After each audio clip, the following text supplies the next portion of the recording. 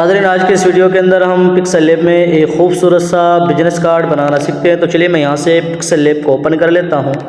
Open करने के बाद सबसे पहले यहाँ ऊपर कोने में 3 डॉट है, इस पर क्लिक किया। उसके बाद यहाँ से इमेज साइज़ में यहाँ से इस वाले ऑप्शन पे टच करके यहाँ से यूट्यूब चैनल बैनर का जो साइज़ है इसको मैंने ले लिया है।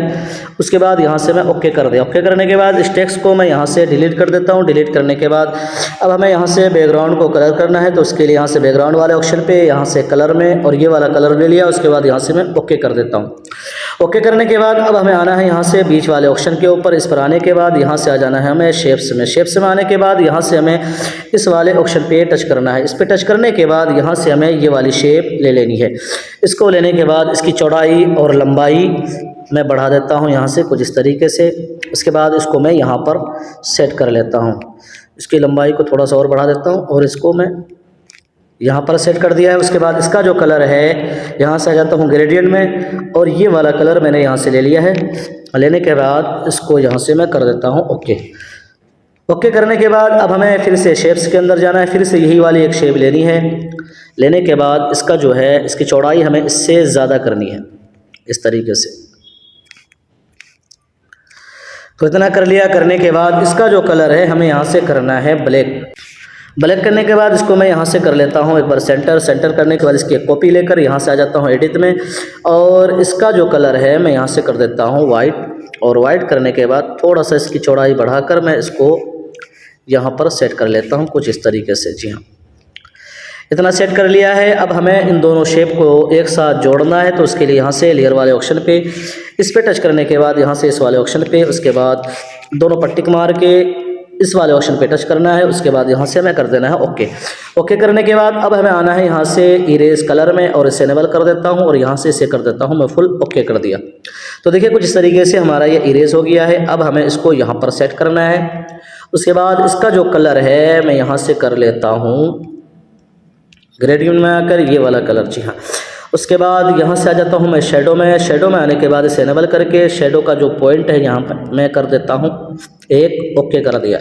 तो कुछ इस तरीके से मैंने इसको यहाँ पर सेट कर लिया। उसके बाद इसकी एक कॉपी ले लेता हूँ, ये कॉपी वाला ऑप्शन है, और इसको मैं यहाँ पर सेट कर देता हूँ बराबर में अच्छे से। तो इसको भी मैंने सेट कर दिया है। अब मैं इन दोनों पर ताला लॉक कर दिया है। अब फिर से शेप्स के अंदर जाता हूँ और यहाँ से कुछ इस तरीके से एक शेप लेता हूँ। जी हाँ, यहाँ इस तरीके से। और इसका जो कलर है मैं यहाँ से कर देता हूँ ब्लैक। ओके कर दिया। फिर से शेप्स में जाता हूँ और यहाँ से एक शेप कुछ इस तरीके से लेता हूँ मैं कर देता हूँ यहाँ से ब्लैक। ओके कर दिया। ओके करने के बाद अब फिर से हमें अब यहाँ पर कुछ शेप लगानी है जगह पर, तो उसके लिए मैं यहाँ से इस वाले जूम वाले ऑप्शन पे टच करूँगा। उसके बाद इसको मैं दोनों उंगलियों से जूम कर लेता हूँ ताकि हमें काम करने में आसानी हो। उसके बाद जूम वाले ऑप्शन पे टच किया। अब हमें सबसे पहले शेप में जाना है और यहाँ से एक शेप लेनी है। तो ये शेप कुछ कहाँ पर गया, हाँ। उसके बाद इसको मैं यहाँ से छोटा कर लेता हूँ कुछ इस तरीके से, इतना छोटा। नीचे आकर इसकी ओपेसिटी ख़त्म कर देता हूँ और नीचे आकर स्ट्रोक को मैं यहाँ से कर देता हूँ 4 पॉइंट और कलर में यहाँ से गोल्डन कर लेता हूँ। और गोल्डन करने के बाद इसको मैं यहाँ से ओके कर देता हूँ। ओके करने के बाद इसकी हमें लेनी है यहाँ से 2 कॉपी और, तो यहाँ से कॉपी वाला ऑप्शन है, ये 2 हो गया। और एक कॉपी और लेनी है मैं यहाँ से, ये एक कॉपी मैंने ले लिया है इस तरीके से। तो इसको हमें बराबर में अच्छे से सेट करना है ताकि खूबसूरत लगे देखने में। अब मैं यहाँ पर कुछ PNG इंपोर्ट करने वाला हूँ, तो इसके लिए यहाँ से इंपोर्ट वाला ऑप्शन है, इस पर टच करें। तो ये कुछ PNG है, इसको मैं यहाँ पर ऐड कर लेता हूँ बारी बारी। तो सबसे पहले मैं इसको यहाँ से क्रॉप कर लेता हूँ। ओके कर दिया। ओके करने के बाद इसका जो कलर है मैं यही गोल्डन वाला कलर रखने वाला हूँ, यहाँ से गोल्डन। ओके कर दिया। और इसको हमें यहाँ बीच में अच्छे से सेट करना है, यहाँ पर बराबर में कॉपी कर लेता हूँ। फिर से क्रॉप में आ जाता हूँ और यहाँ से हमें ये वाले PNG मैंने सेट कर लिया है। फिर से क्रॉप कर लेता हूँ, कॉपी करके क्रॉप में जाकर मैं यहाँ से ये लोकेशन वाले PNG जो है इसको मैं सेट कर देता हूँ यहाँ पर। तो देखिए कुछ इस तरीके से मैंने इन सभी को सेट कर दिया। अब जूम वाले ऑप्शन पे टच करके इसको मैं यहाँ से असली हालत पे ले आया। ओके कर दिया। अब इन सभी पर मैं ताला लॉक कर देता हूँ। अब हमें बारी है यहाँ पर तहरीर लिखना है, तो उसके लिए यहाँ से पेंसिल वाले ऑप्शन पे, यहाँ से टेक्स्ट में, यहाँ से एडिट में।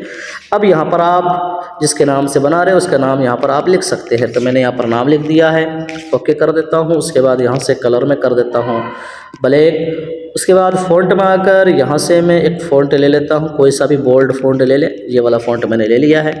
इसके साइज़ को थोड़ा सा बढ़ाकर मैं यहाँ पर सेट कर देता हूँ।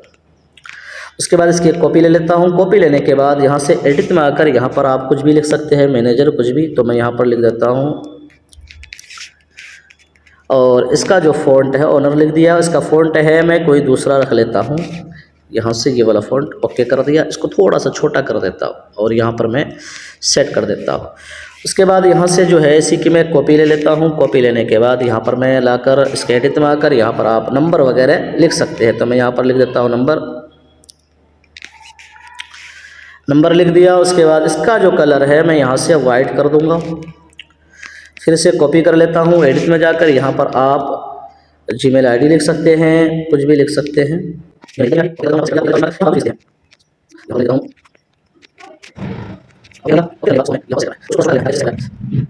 तो यहाँ पर मैंने सेट कर दिया। तो अब आप देख सकते हैं कि कुछ एक तरफ हमारा बनकर तैयार हो गया। अब हमें दूसरी तरफ बनाना है, तो आसान सा तरीका है कि सबसे पहले आप इसको यहाँ से इस वाले ऑप्शन पे टच करके यहाँ कोई भी नाम देकर आप इसे सेव कर लें, यानी PLP फाइल बना लें।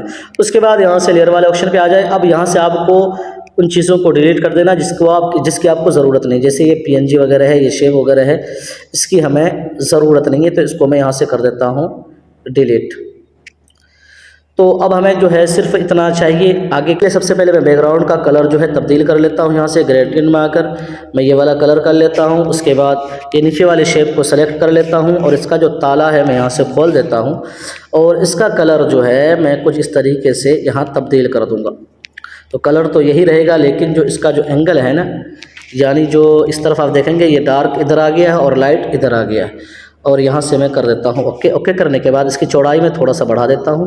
पर भी मैंने ताला लगा दिया है। अब यहाँ पर आप अपनी जो सबसे पहले है अपना जो लोगो है उसे इंपोर्ट कर लें। मैं ये लोगो यहाँ पर इंपोर्ट कर लिया, छोटा करके मैं इसको यहाँ पर सेट कर लेता हूँ। उसके बाद यहाँ से मैं नाम के PNG नाम को लेता हूँ और यहाँ से इसका कलर हमें कर देना है वाइट और इसको थोड़ा सा और बड़ा कर देता हूँ। इसको मैं यहाँ पर सेट कर देता हूँ। उसके बाद इस नाम को लेना है, इसका भी कलर आप यहाँ से वाइट कर दें। बिल्कुल आसान सा तरीका है। तो देखिए कुछ इस तरीके से हमने दूसरे तरफ का भी बना लिया है। अब इसको भी आप PLP फाइल बना लें यहाँ से सेव एज प्रोजेक्ट में, और फिर आप इसे सेव करके आसानी के साथ एक खूबसूरत सा आप बिजनेस कार्ड अपने मोबाइल के अंदर तैयार कर सकते हैं। तो नाज़रीन, मुझे उम्मीद है कि ये वीडियो आपको ज़रूर पसंद आएगी। पसंद आए तो वीडियो को लाइक शेयर लाजमी क्या करें और चैनल को सब्सक्राइब कर लें। फिर मिलते हैं, तब तक अपना ख्याल रखें। अल्लाह हाफिज़।